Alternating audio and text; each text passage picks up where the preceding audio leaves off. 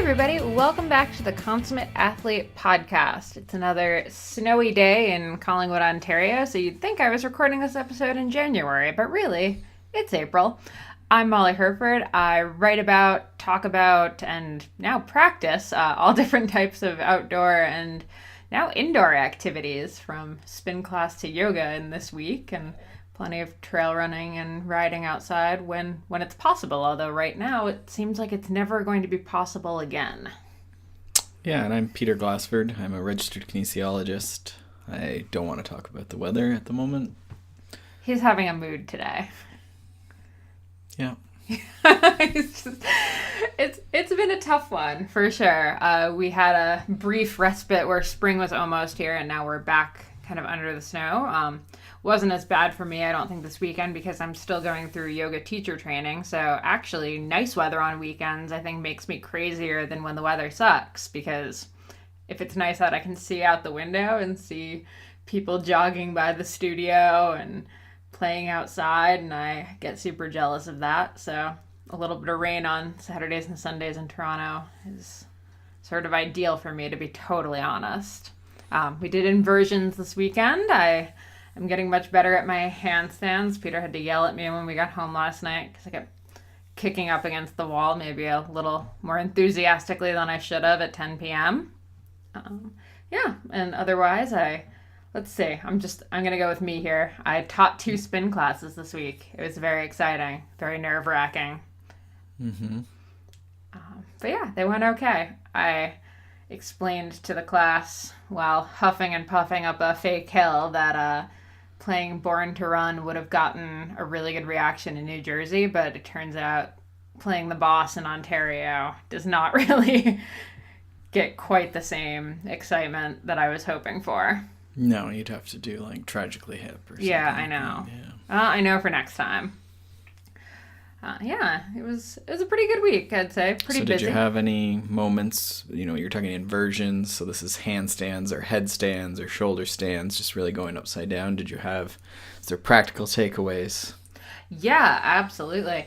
I think the biggest thing that's super easy to forget when you're up in a handstand, or like after you've kicked up to the wall, sort of the way you get off the wall is, and it sounds so cheesy when you say it, but knitting your ribs together and just bringing them down. So really engaging your core, engaging that pelvic floor, all that stuff, sort of slightly internally rotating your thighs in and really squeezing them.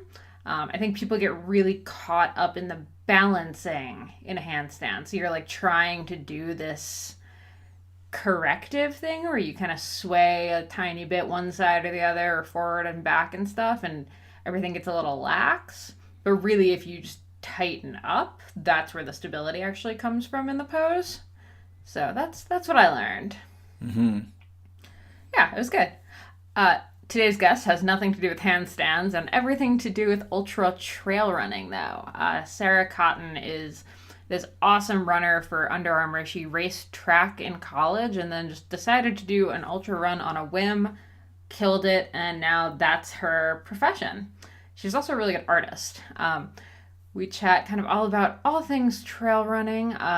This is actually the podcast. We recorded this probably a few weeks ago now, and it got me starting to think about Under Armour's Ultra Trail Running Mountain Run series that has a 50K in Killington, Vermont at the end of August. And you can hear me start to ponder it in the show. And I will say, as of like a week ago, I'm actually registered for it. So I guess I actually need to start really focusing on my training for an ultra trail run. And that's the week after the Ellen Noble Quest that we're part of. Oh, excellent point. So if you are or have interest in or possession, is it possession? You're not a possession. Like, no. They're young enough that you sort of have possession, nope. But if you're the parent or caregiver of what's our age group on this? 15 to 18. 15 to 18, aspiring cyclocrosser, pretty interested in cyclocross. I don't think registration's up, but you can check out, is it ellennoble.com? Yeah, ellennoble.com/quest. It's a 5-day cyclocross camp in Western Mass. We're going to be there. It's going to be awesome. There's going to be some yoga and some running training with me. Peter's going to be helping with all the bike skill stuff. And I mean, most of you listening to this podcast would have heard us talk about Ellen Noble before. Silver medalist at Worlds in cross, amazing racer, amazing human, one of my favorite people on earth. So it's going to be a really fun week. So if you have a young girl that, is really stoked on racing, this might be a really good choice for her ahead of cross season. So check that out for sure. What else have we got going on? People are starting to race. Well, they tried. Yeah, I mean, the California races are going and stuff, so it's definitely, I think my down mood today is a combination of weather, and then also I've been training quite hard here. I'm in I'm fond of the bus bench, park bench analogy, so we've gone through the park bench, just sort of getting the workouts done for the last few months, getting healthy again, and now we're into that sort of that harder time where we're going a little deeper, and I almost fell over on the indoor trainer yesterday, so pretty excited about the race season. So I think that's tough, and then also having lots of athletes starting their season, so there's lots of nerves and stuff like that, so we're doing lots of polishing off on training plans, people starting new training plans, building towards the summer, and then also just phone consults here as we get sort of those last minute jitters or last minute adjustments to sort of the plan and the routine as those big races approach in May and June. Yeah, on that note, if you're a cyclist or a runner or any kind of racer endurance wise that doesn't have a training plan but is planning on racing, now might be the time to jump into a training plan. So smartathlete.ca for some details on that, or you could even just go with the consult and kind of get a better sense of what your schedule should look like as race day starts approaching. That was a really explicit sales pitch. I was just going to drop it in there sort of implicitly, but that's awesome. Yeah, I've got your back, honey. Yeah, and I mean, worst case, you can listen to podcasts episodes like this very one here if you happen to be building like Molly is towards this Vermont race in August. It's getting to that time. Cough, cough, or read Saddle Star and Fuel Your Ride. We're just throwing the pitches. I don't think either of those are going to be super helpful. No, for cycling, though. If your bike racing is coming up, Fuel Your Ride is an excellent read for that. I guess that's true. I don't think it's related to you running 50 kilometers off-road. No, very little is really related to that right now. That's my big scary goal for summer. Mm-hmm. And you were having some knee pain this past 2 weeks. You had some, I would call it yoga overuse. Yeah. Is how I diagnosed that. A little too much of the sitting cross-legged on the ground for 8 hours a day for 2 days a week. So really trying to address that and slowly get back to running in good form. Mm-hmm. And so we hit that with a little bit of foam rolling, for lack of a better term, some mobilization. If you listen to our last Q&A, there was a question about why we're still foam rolling. So we did hit that with a little bit of sort of self-massage or myofascial release. We hit it with some placebo kin tape. And then also you also just got back moving again, right? And that was, we sort of diagnosed it as you were sort of sitting, with those knees under sort of load, cross-legged, and then also just for a long time, right? Like the yoga teacher training, I think, is almost like a training in like posture and or lack thereof. Yeah. Just an endurance, like attrition. They just want you to quit at some point. So you just sort of sit on a mat. I was telling Peter the first day, everyone's pretty keen and like sitting, the first day classes started. Everyone, very keen, sitting, ramrod straight on our yoga mats, like maybe a bolster, but that wasn't till like 5 hours in. And by 5 weeks in now, like the whole entire room is completely empty because we're all just backed up against the wall, like lounging against the wall. Which, at a glance seems really kind of like we're quitting and giving up, but really it's just impossible to sit like that, I think, for 8 hours unless you're very trained in that. Your best posture is your next posture. Boom.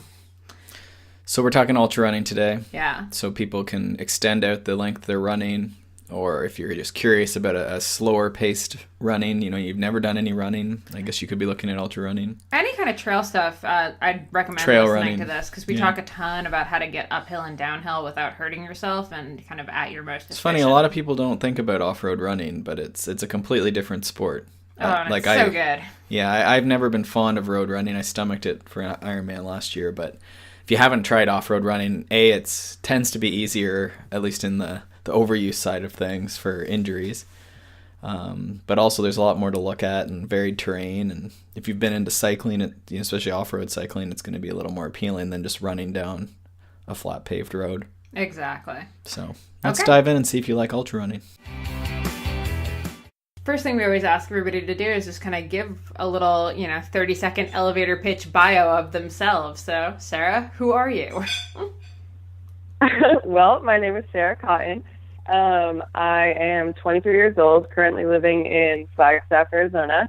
I actually grew up in Connecticut, so quite different. And then, went to high school there and then went out to Washington, D.C. to go to college. I went to Georgetown University and ran track and field there, studied art, and pretty much ended up moving to Flagstaff, right after I graduated, which I guess wasn't that long ago, not even a year. Yeah, and so I've been here since then. Okay. So track and field into ultra trail running. That's a fairly substantial shift. How did that happen? Yeah. It is, it's definitely a big shift, and not really one that most people do so soon after college. If you ran track and field in college. Mm-hmm. So I guess I always did long distance events in college, which, at that level is the longest you're going to do as a 10K.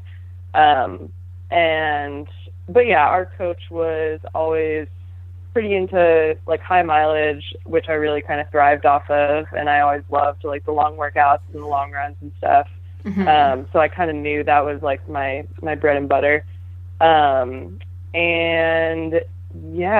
story short, one of my friends who I really had never even spent that much time with, but we met each other once and kind of bonded over running and trail running and stuff, and she kind of hit me up when I was about to graduate and was like, hey, do you want to do this trail race with me out in Oregon? And I was like, sure, why not? And so, I did that I graduated in May and then did that race in July. And it went really well and I loved it. And so I kind of decided that was what I wanted to focus on. Okay. How did you train for that first race? So you already have the speed. Did you add just a ton of volume before that, or what did you do? Yeah, so luckily, like I said, in college, we were always a pretty high volume team. I was pretty prone to injuries, so I would do a lot of cross training as well, which really just is going to build your endurance. So it helps when it comes to ultra running. I guess I just kind of tried to build up my long runs, and it's not like I had that much, it's not like I had a year to really switch my training around. I had basically a few weeks. Yeah. So I got in some, some longer, 2.5 to 3 hour runs on the weekends, and kind of just kept up the volume. Wasn't really doing crazy workouts or anything, but I was definitely very underprepared going into the race. I'd say the one thing that I did was kind of step up my long run game. Mm-hmm.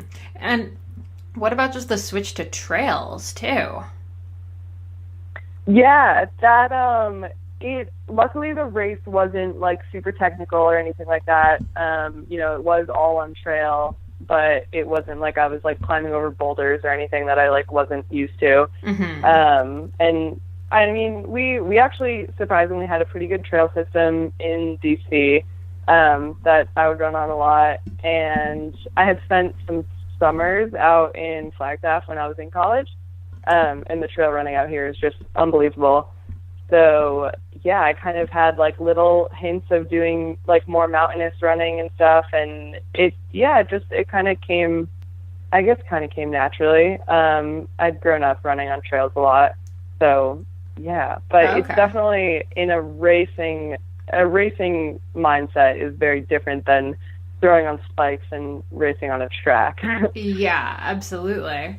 And so you said you were prone to injury. Have you found that trail and longer distance has been kinder to your body, or was the shorter, harder stuff better for you?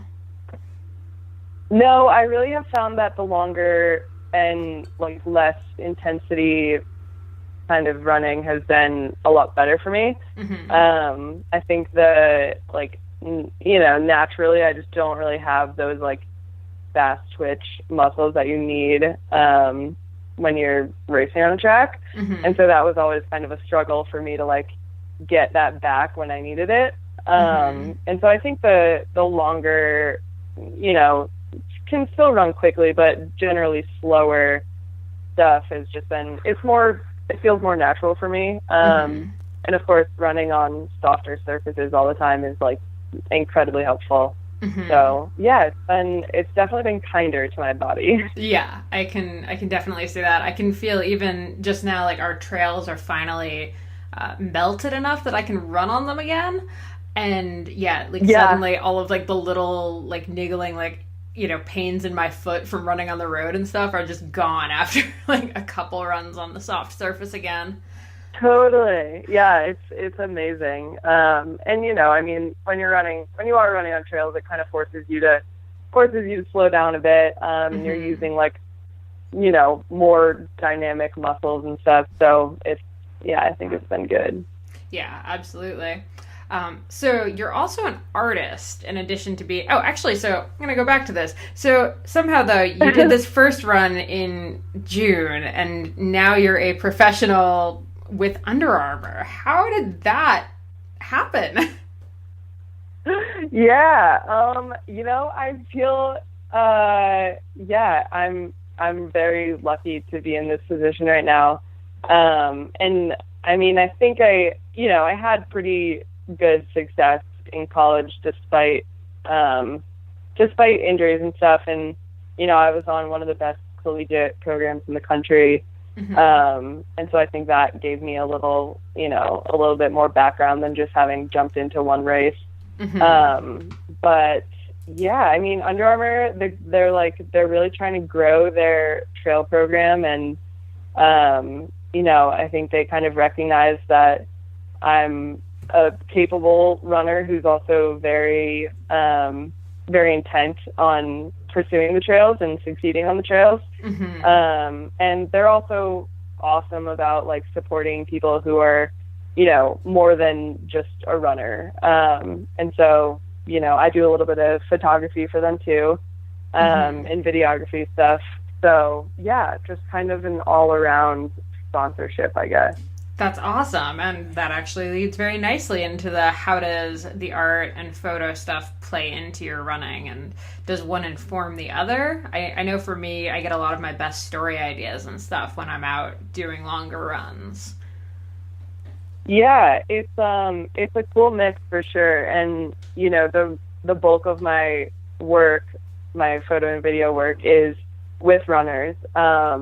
So it's cool to work with people from all different backgrounds and who are pursuing all different types of running. And yeah, like I went to New Zealand recently to do some photography for some of Under Armour's athletes who were running a race out there. So it's kind of a weird thing. Like sometimes I'm on one side of the camera and then other times I'm on the other side of the camera. Like I also just did a photo shoot and was like a model for Under Armour. So it's pretty weird. Like it definitely flip flops, but it's cool to have that insight on, I guess, both sides of the lens. I was gonna say, do the photographers love you because you're like a little bit more aware of what they're trying to do? Yeah, like I'd say it makes things easier. Like in this photo shoot recently, it's kind of cool. Like I was able to talk to the photographer about like his camera and like what, I feel like I can sense like his vision kind of, maybe more so than I would be able to if I had never been in his shoes. So, and it's also super helpful when I'm trying to photograph runners or take videos of runners, and I know what looks normal and like what doesn't look natural. So I think that it helps both ways. That's a really good point, yeah, because you can definitely tell when you look at some kind of like cheesier running photography stuff, you can see like when someone's doing that like fake running motion as they're going. So both. Totally. Yeah. And I feel like I've almost heard like horror stories of like runners at photo shoots, and they're just like, yeah, they're like making me do the weirdest things, and like I would never do that normally. Like, Yep. you know, I'm not gonna like jump off this bench in the middle of a run or something. And so yeah, it's definitely good to know what looks natural. That's awesome. Okay, so you finished your first ultra race. What were you thinking when you crossed the finish line? Was it just like, oh my God, I want to do this over and over again? Or, oh my God, I never, ever, ever want to do this again until like the next day? No, it was really, I mean, yeah, I took it, you know, pretty conservatively, and like, I really just had no clue what I was like getting myself into. I had never run longer than like 18 miles, and this race was 31 miles. Oh. So, you know, that last like 10 or so miles was just absolutely like unknown territory to me.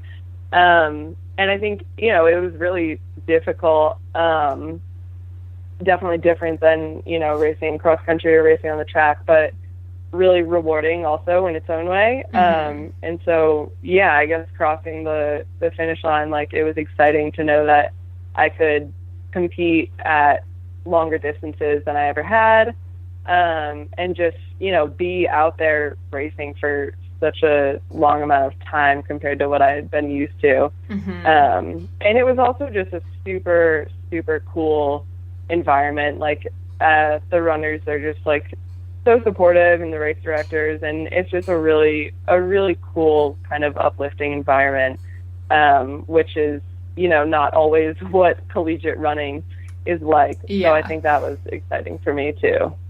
Yeah, absolutely. I think it's kind of similar almost. We're more of like a cycling background, or at least that's mine. And I'd say to me, like, trail running is like mountain biking, and road running is like road racing. And yeah, road racing, you know, whether it was on foot or on the bike, has a very kind of like stiff quality to it in terms of the competitors and the fans and like the atmosphere. And then mountain biking and trail running are a little more party hard kind of things that I really love. Totally. Yeah, it's a totally different feel. And yeah, like, I feel like professional track and like professional road cycling has a lot more money in it too. So it's, you know, it's got that pressure. And it's cool that I feel like both mountain biking and trail running is growing. So hopefully it can hold on to its kind of grassroots feel. Exactly. Yeah. I think it will. I mean, you know, you're in the middle of the woods. It can't really get, how much more pro can it get? Like, Totally. Okay, so ultra running, especially on the trails, I feel like is the most gear running kind of, or gear heavy form of running that someone can do. So talk to me about what you need gear wise for a race. Yeah, you know, it really totally depends on the race. So, I feel like a lot of 50Ks are, you know, you really don't need a whole lot. Like, you're going to need a good pair of shoes for sure. And if you want to wear a vest, you're going to want a nutrition vest. But if not, you can also just carry water bottles, carry whatever nutrition you need, like in your shorts or wherever you want to put it. Like, some people wear belts and stuff. And there are aid stations, so it's really, it really kind of depends. Like, there are some, you know, crazier races that are a lot harder on your body that actually require you to wear certain things. So like some, you know, they require that you do have a nutrition vest and you have like an extra coat or a buff or whatever it might be. But yeah, I'd say the biggest things are knowing that you have a pair of shoes that you're going to be comfortable in for that long. And then I guess just in training, kind of getting used to like how you want to carry your nutrition. Because I mean, no matter who you are, you're going to need nutrition out there. So yeah, it's kind of just getting, you know, you really have to like know what works best for you and what's most comfortable for you. But yeah. I think you see a lot of, I mean, I'll say I did this when I did one trail marathon, and that was put on a new running pack the morning of the race. Definitely chafed a little bit. It was not great. So yeah, the amount of, I think, people that try new stuff on race day is pretty high. Oh, not a good idea. Yeah. Never a good idea. No. I've definitely gone through like multiple packs, finding out which one works best for me. Because, I mean, everyone's shaped differently. So a couple of them chafed me really badly, and then others fit like a glove. So yeah, like I said, I think it's definitely just a matter of practicing on your long runs and stuff, and really just getting to know what works best for you. Yeah. So since you've started trail running, what's your favorite piece of gear that you've gotten? Let's see. I've actually been using a Nathan pack recently. It's the Vapor How, which I've really loved. I don't love running with bottles in my hands. I kind of prefer to have a vest, which is kind of weird to some people, but the Vapor How, you can put a bladder in it, and it's super light and doesn't chafe me at all. So that's kind of been my go-to piece of gear, I would say. Okay, nice. I have one running pack that I've ever found that I like, and I admit I actually threw out the bladder because I mainly use it for grocery shopping. I'll run to the store and get a couple things. So I look like Oh, that's so funny. I look like such a dork, but it works. Which one do you use? So one of these days I'll have to get that, because I'm with you. I hate running with one in my hand. It just drives me crazy. Yeah. And I mean, you fall, and now you've got water everywhere. Oh, yeah. Yeah, you scratch up your hands, and you're just that's, yeah. I don't know why. It just feels distracting for me to carry them. Yes, definitely. So on the topic of crashing, I have to ask, any big crashes for you on trails? I've had a few. Luckily, I did not crash in that race. I saw a lot of crashes happen in front of me. But yeah, I've had some bad ones in flag for sure. There's, kind of some gnarly trails out here that I think the worst of them have been running downhill, and you just kind of face plant, and there's nothing you can do about it. Yep. And next thing you know, you've rolled 20 feet down the hill.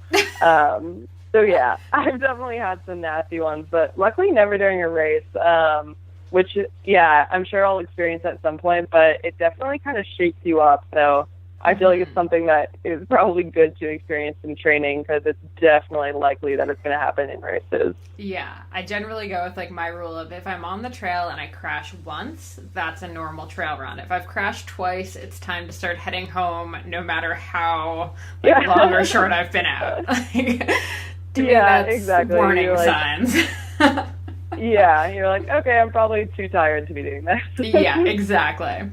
That's funny. I actually have any tips for downhill on my list of things I wanted to ask, because I feel like going downhill is actually in a lot of ways more important than the uphill when it comes to running racing. So, yeah, any advice?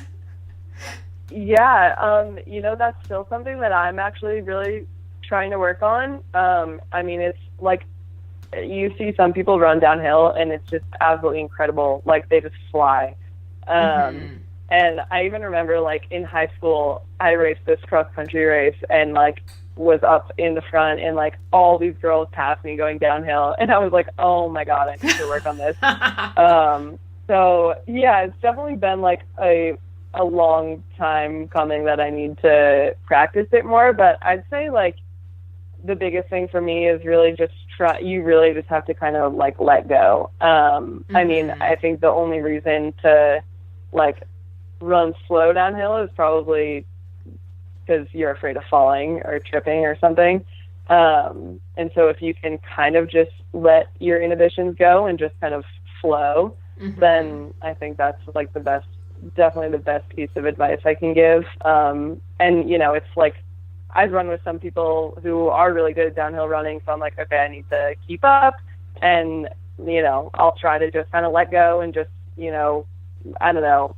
I mean, you have to look at the ground, but also just kind of feel it out and just really, I don't know, just kind of go with it. And it's a really hard thing to learn, but it's definitely worth practicing.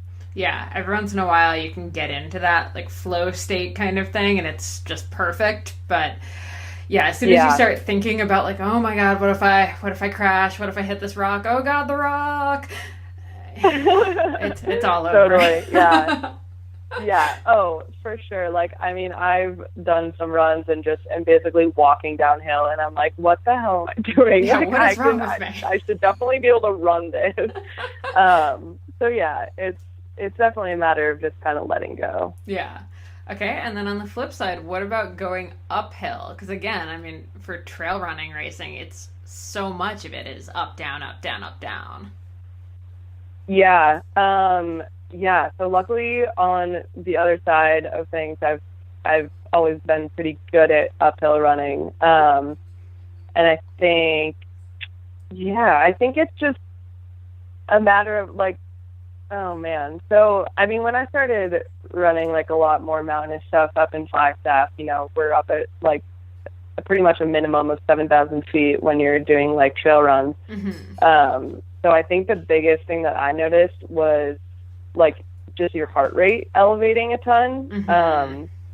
And I feel like you can almost start to like panic because you're like running uphill and then your heart rate kind of shoots up and you're like, oh no, I shouldn't be breathing this hard. So I'd say the biggest thing for me has just been like trying to really calm my breathing down, and like know that it's okay that my heart rate is getting up. Mm-hmm. And just not like panic. And yeah, I think that's the biggest thing. Just like, you know, because sometimes I even notice like my breathing rate is just like way too high. And then I just kind of check myself and I'm like, okay, just calm down, like just slow down your breathing. Yeah. And that actually helps a lot. And yeah, I mean, definitely like practicing form too is super helpful. Like if you can get out and do some hill repeats, you're going to get more efficient at running uphill, mm-hmm. which totally helps. So yeah, I guess just again, like practicing. But yeah, I'd say just trying to stay calm is probably like the biggest thing for me. That's a really good one. So when you train, do you often run with other people or do you tend to run more solo?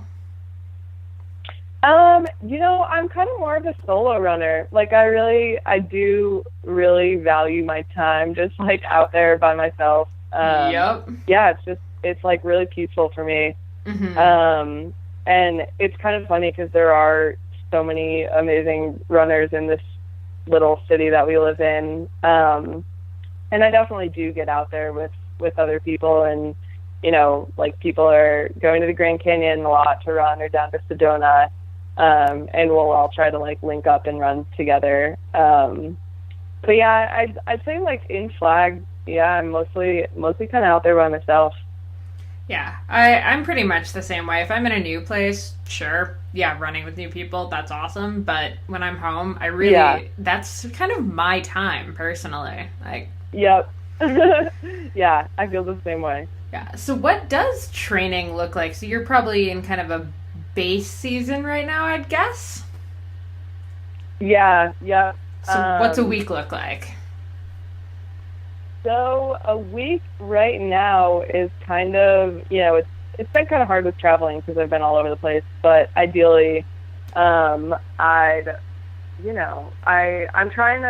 doubled a lot in college, doing like morning and afternoon runs. Mm-hmm. So I'm trying to kind of limit that and just stick to longer runs. And so, yeah, pretty much anywhere from, I don't know, like an hour to 90 minutes a day. And then the weekends are longer, up around like 2 to 3 hours usually. And yeah, I'm not really doing too many workouts right now, but like those are definitely kind of key for me. I think mm-hmm. just because I do have that background of running faster, so I want to be able to like hold on to that, because I do think it can still benefit me out on the trails.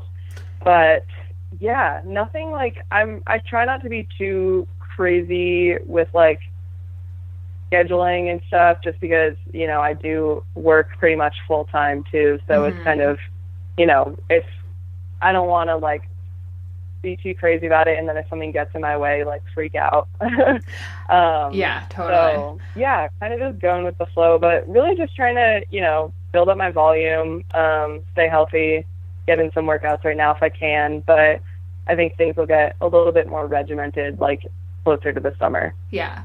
I think that's actually really interesting because I think a lot of people think of ultra running as like you're putting in 2 or 3 hours on the weekdays and like 8 hours every day on the weekend. What you're talking about, I'm like, that's reasonable volume. I could I could do that. Sure. Yeah.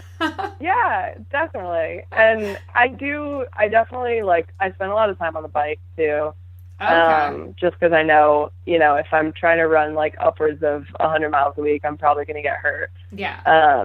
So yeah, I like to stick to I feel like around 80 is kind of my sweet spot. And then, several hours on the bike too, per week, not per day. Okay.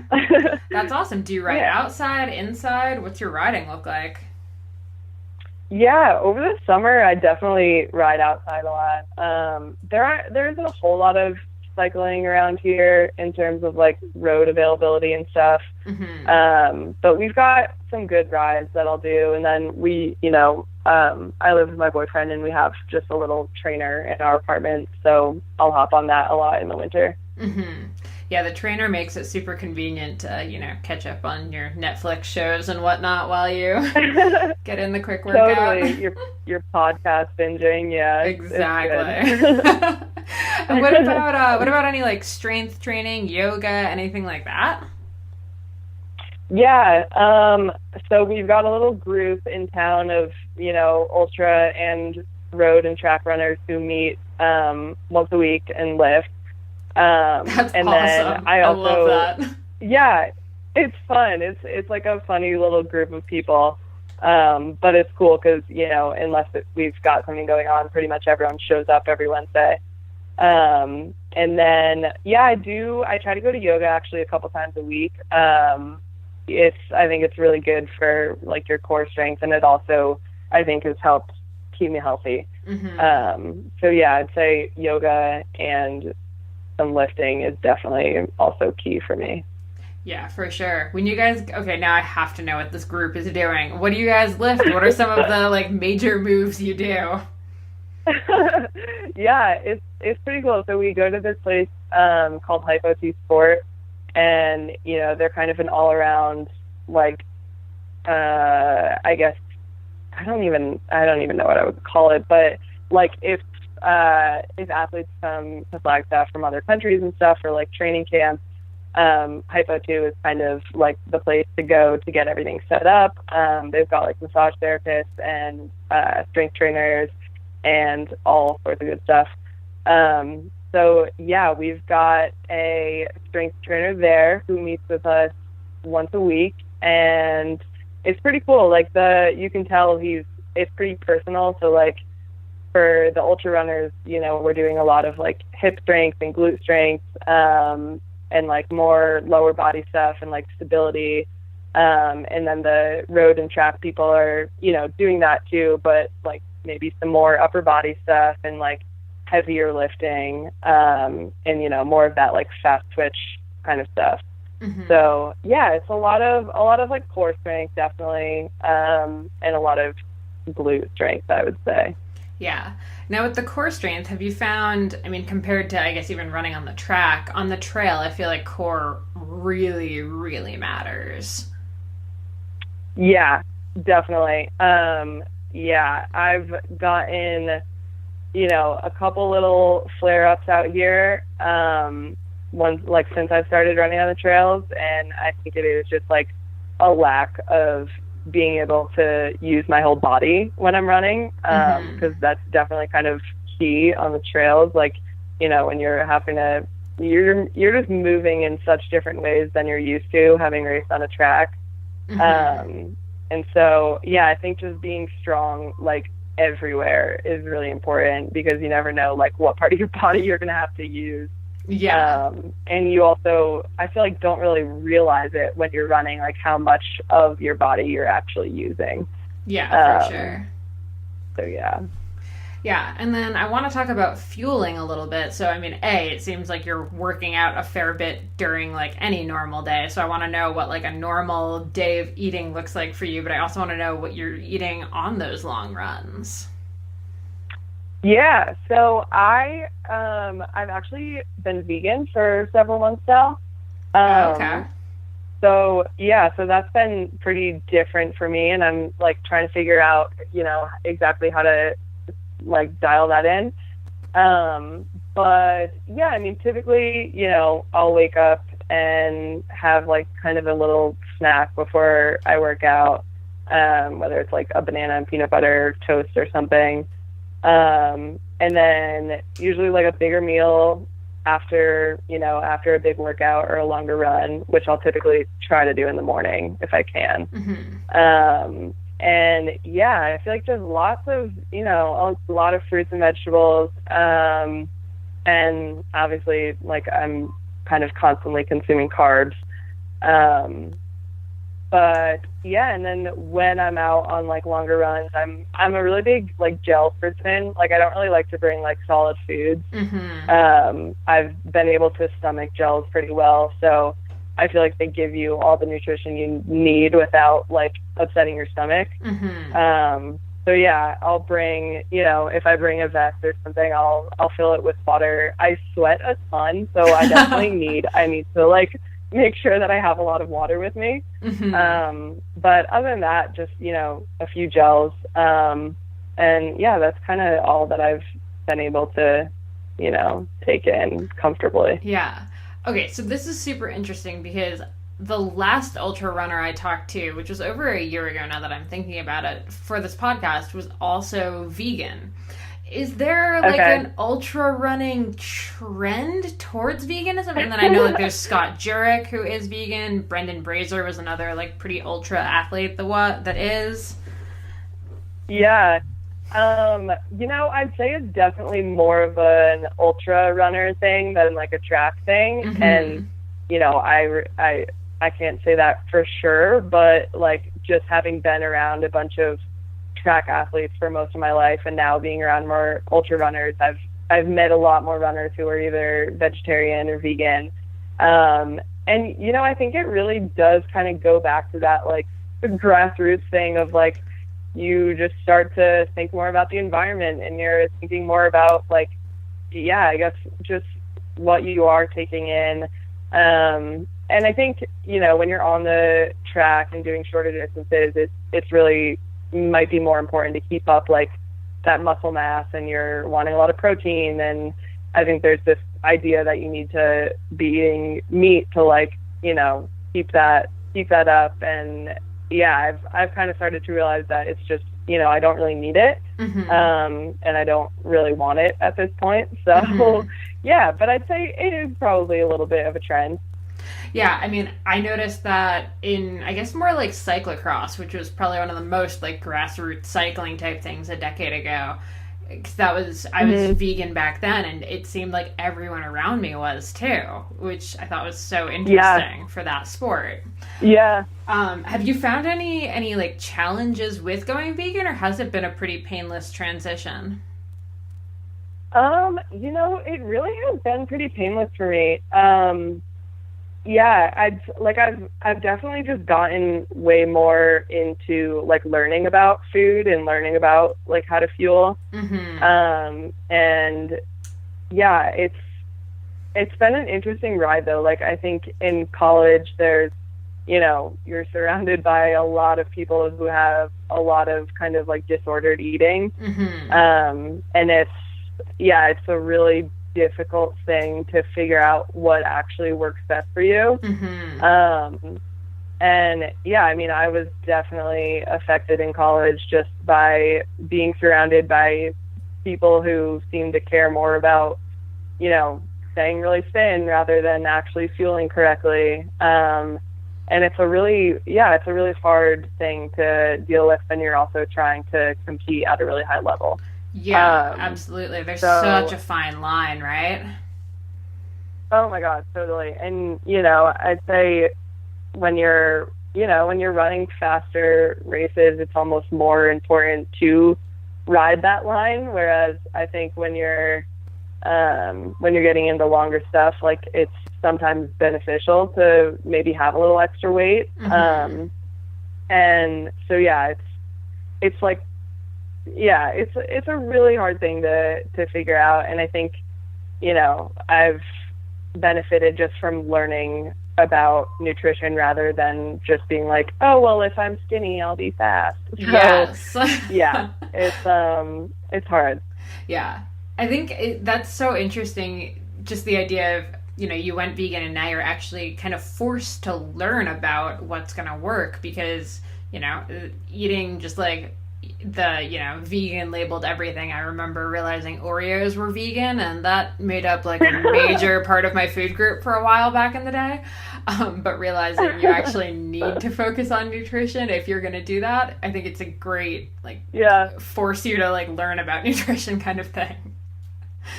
Yeah, totally. And no, I totally know what you mean. And like, it's kind of interesting. I actually listened to this podcast recently that was pretty eye-opening. That was basically saying that, you know, veganism it's becoming kind of a trend, and like you see a lot more vegan options and stuff, but it doesn't necessarily mean that this stuff is good for you.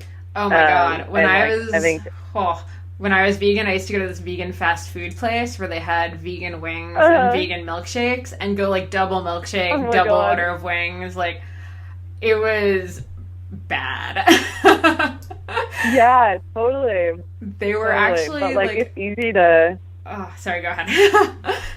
Oh no, I was just gonna say it's super easy to, you know, see the word vegan and you're like, oh, that must be good for me. Exactly.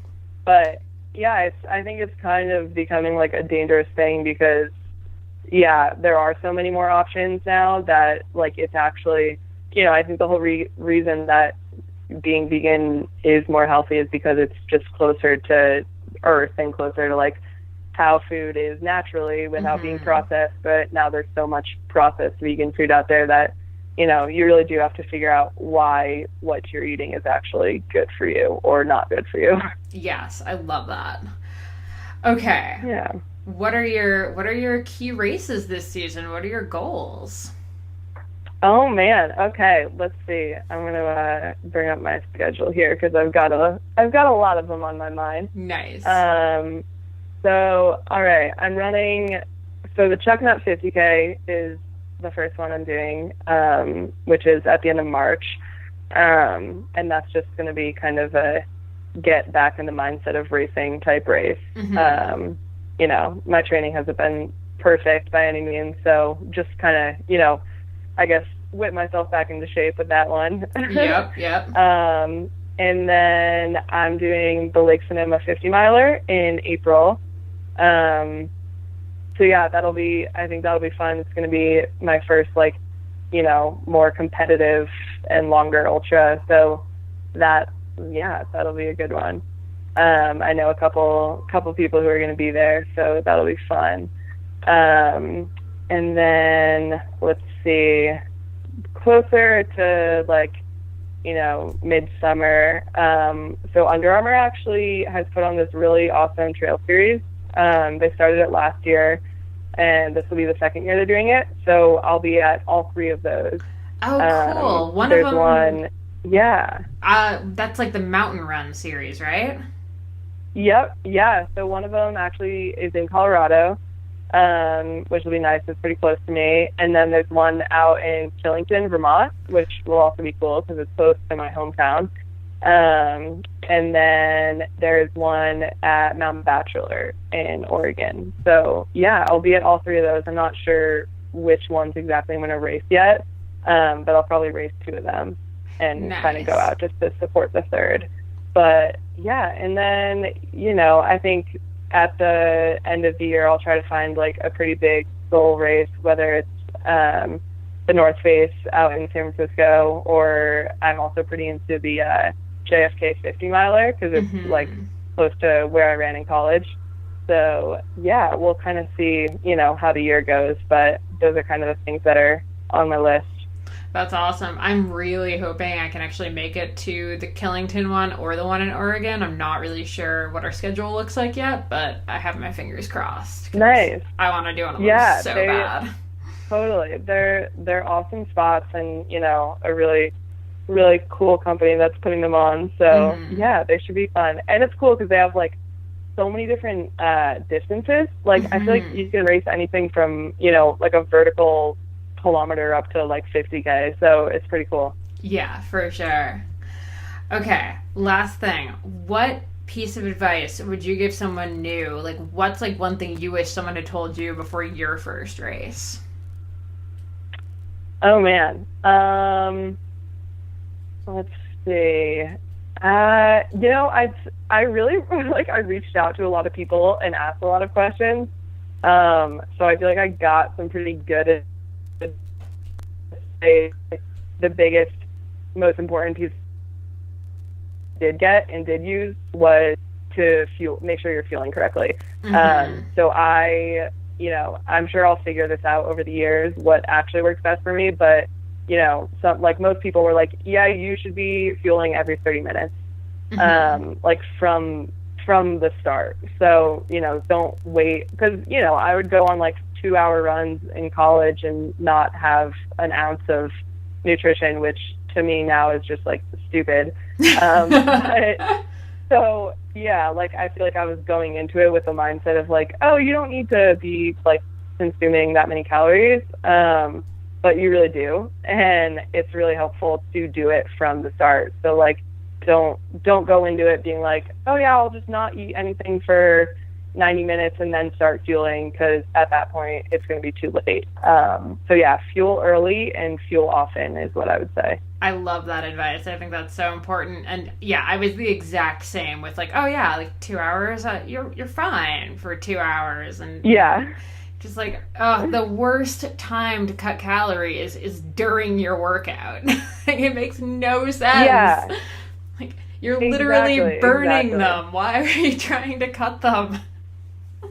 Yeah, and I think, you know, that goes along too with, like, you know, this weird dynamic of running and eating that's really kind of difficult for everyone to figure out. But yeah, if there's a time that you are gonna, like, consume more, it should be when you're trying to get, like, the absolute most out of your body. Exactly. So yeah, definitely don't try to cut back on that during a race.